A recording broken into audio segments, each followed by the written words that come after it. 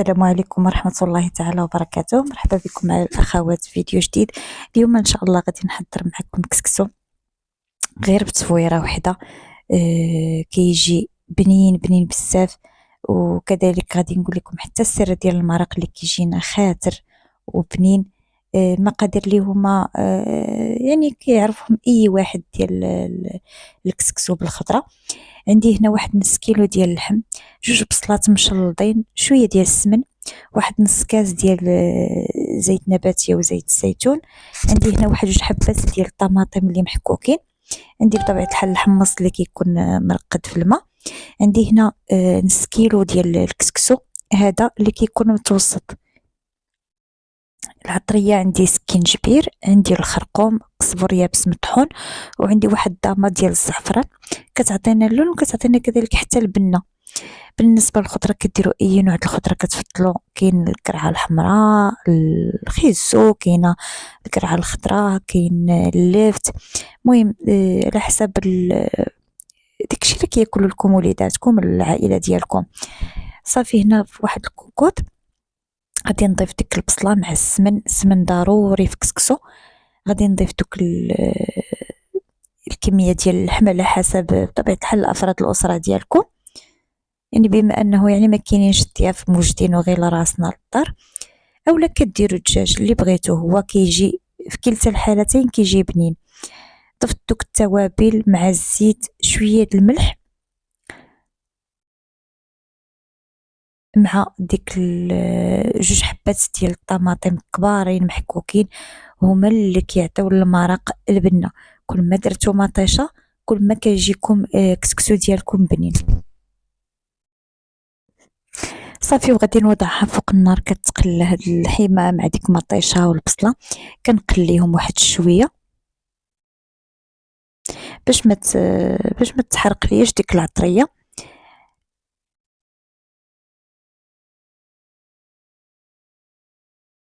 هي الصراحه مطيشه هي اللي كتعطي البنه لديك الكسكسو ديالكم، يعني لوك ما تكونش مطيشه ما غاديش يجيكم صراحه بنين.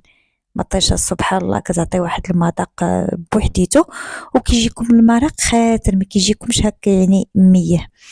كنضيف هنا الماء الكافي، بطبيعه الحال الماء راه سخون، كنضيف الماء الكافي كنمرق، وغادي نضيف الحمص، وغادي نقفل عليه الكوكوط.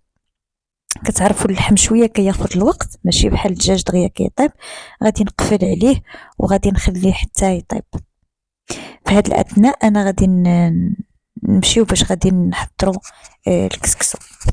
غادي تشوفوا طريقه سهله كيفاش غادي نحضروا بلا كثره التفوار بلا كثره الروينه. هنا خديت ديك 500 غرام ديال الكسكسو. كي قلت لكم الكسكسو اللي كيكون المتوسط. غادي نضيف له هنا القليل من الزيت النباتيه، تقريبا درت واحد 2 معالق.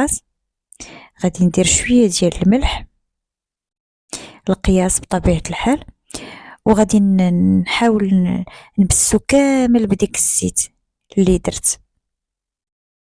هاد الطريقه الصراحه معتمداها يعني مش حال هادي بزاف بزاف، يعني ما عرفتش ما نقدرش نقول لكم، ولكن اكثر وقيله من 6 سنين ولا. هاد الطريقه معتمداها الصراحه وكيجي زوين، واللي دق كسكسو كيعجبو. هاد الطريقه كيعتمدوها، انا شفت يعني لقيت مؤخرا كيعتمدوها حتى في المطاعم الكبرى اللي كيطيبوا مثلا كسكسو كتكون عندهم كميه كثيره، راه كيعتمدوا هاد الطريقه هذه. كناخذ الماء يكون سخون غليان، يكون الماء طايب يغلي، وكنصب عليه يعني غير كيبان ليا تغطى، ما نكثروش عاوتاني الماء بزاف، كنعطيه القياس. انا صراحه كندير غير عيني ميزاني، غير كيتغطى ليكم بديك الكسكسو، يعني ما يبقاش هكا الماء ميه فوق الكسكسو ديالكم، لا يعني يدخل له الماء كامل، ولكن في نفس الوقت ما يبقاش يعني الماء هكا مقلت من فوق الكسكسو. صافي ها نتوما كنخليو غير واحد دقيقه. شوفوا دغيا كيشرب هذاك الماء دغيا ما كيحتاج زعما واحد الوقت كبير، بلا ما تغطيوه، ما تحتاجوش زعما تغطيوه، لان ديك الساعات كيشرب لكم ديك الماء. صافي. وهنا ملي كنشوفو صافي شرب ديك الماء كنبدا كنحلو بيديا.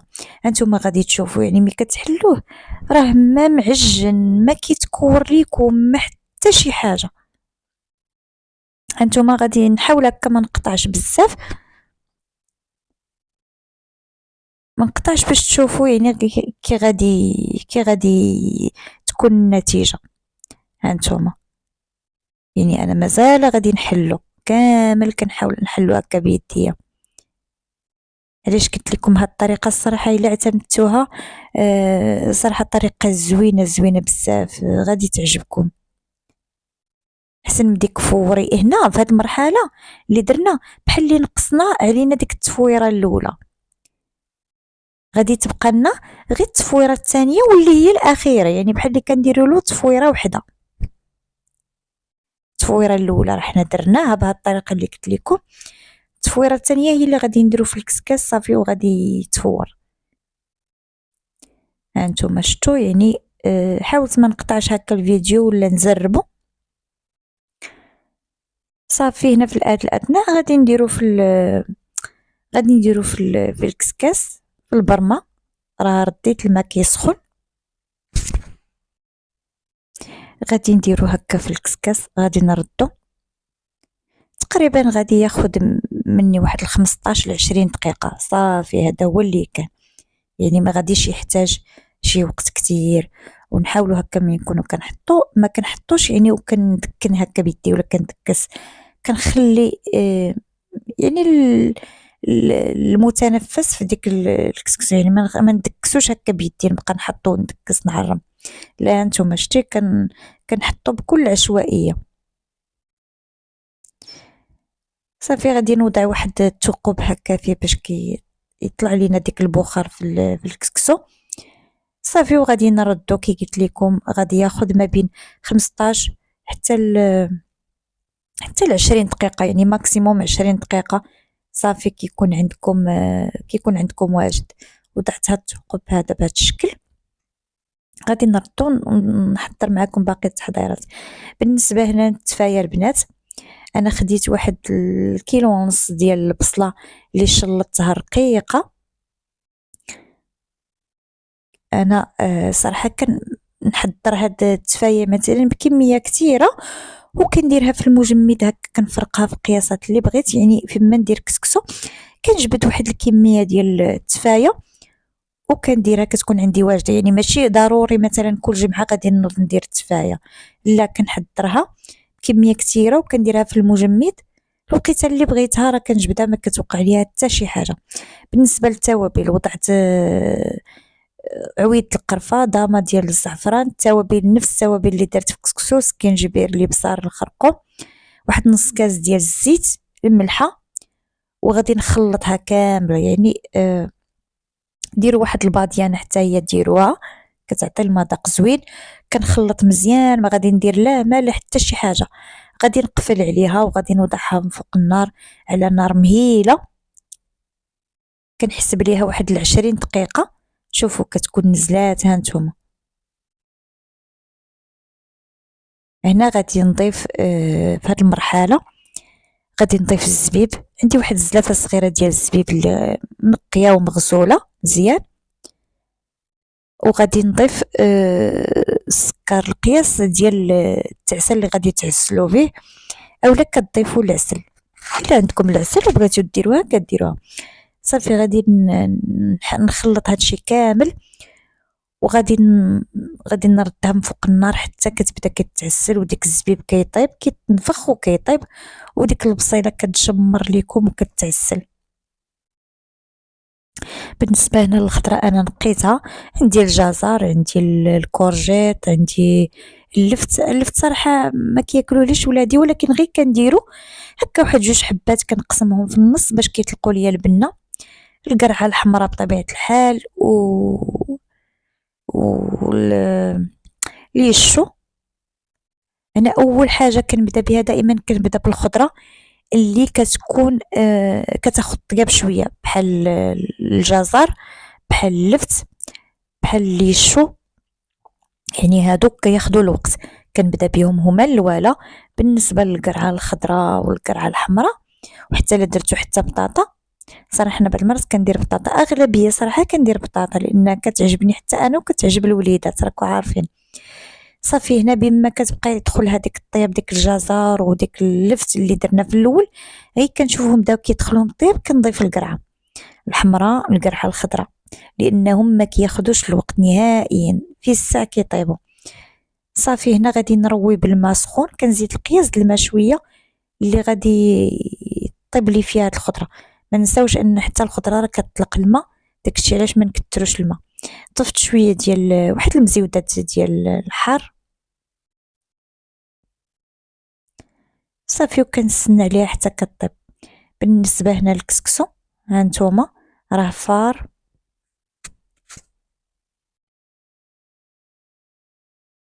كي قلت لكم خدا 15 20 دقيقه. غادي ندير واحد تقريبا معلقه كبيره عامره ديال الزبده ديال الاكل. صافي وغادي نحاول هكا نحلوها، نتوما غادي تشوفوا يعني ما تعجن ما حتى شي حاجه، فقط كنحترموا الوقت ديال الطياب. كذلك الطريقه باش خدمت معكم، يعني ما تكثروش الماء، الا كثرتوا الماء عاوتاني فوق القياس ديال الكسكسو غادي يجيكم، غادي يتنفخ بزاف وغادي يجيكم يعني فازك كما تنقولوا فازك. هانتوما حليتو، هو هذا كنحاول هكا نقاد. ضروري كما كتعرفوا كسكسو كيجي هكا في القصعه المغربيه، انا كنديرو في القصيعه. غادي ندير واحد الحفيره وغادي ندير هكا اللحم في الوسط. المهم الطريقه شاركت معكم الطريقه ديال التقديم، قصيعه مغربيه تقليديه. مازال ان شاء الله كنحضر معكم كسكسو ديال العراضات بالتفايه يعني بجميع الانواع ديالو. غادي ندير ديك اللحمات هكا في الوسط. انا الصراحه النهار ديال الكسكسو، انا كاين الناس اللي كتخوف من كسكسو، يعني كسكسو كيقول لك يعني كيشد الوقت. انا نهائيا بالعكس، يعني كيكون يعني دغيا دغيا كيوجد، ما كيشدش الوقت نهائيا. صافي غادي ندير التقديم اللي هو عادي بسيط. والخضره كي قلت لكم راه كديروا داكشي اللي بغيتو، وبالنسبه للمرق راه كيجي بنين بنين بزاف.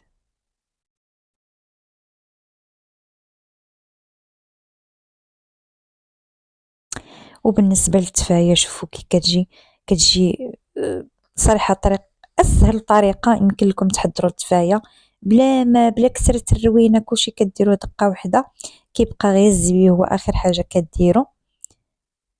كيجي هذا هو الشكل القصيعه ديالنا كسكسو، كيجي بنين بنين بزاف. نتمنى ان شاء الله تجربوا الطريقه وينال الاعجاب ديالكم وبصحتكم وراحتكم. ودائما من الاطباق المغربيه التقليديه اللي ما كتخطاش اي بيت واي واحد تعرف يحضر كسكسو، غير كل واحد والطريقه ديالو. فعلاش لا ما نحاولوش نتقاسموا الطرق باش كل واحد كيستافد من الاخر. نتمنى لا فيديو ديال اليوم ينال الاعجاب ديالكم وبصحتكم وراحتكم، والى الملتقى ان شاء الله، والسلام عليكم ورحمه الله تعالى وبركاته.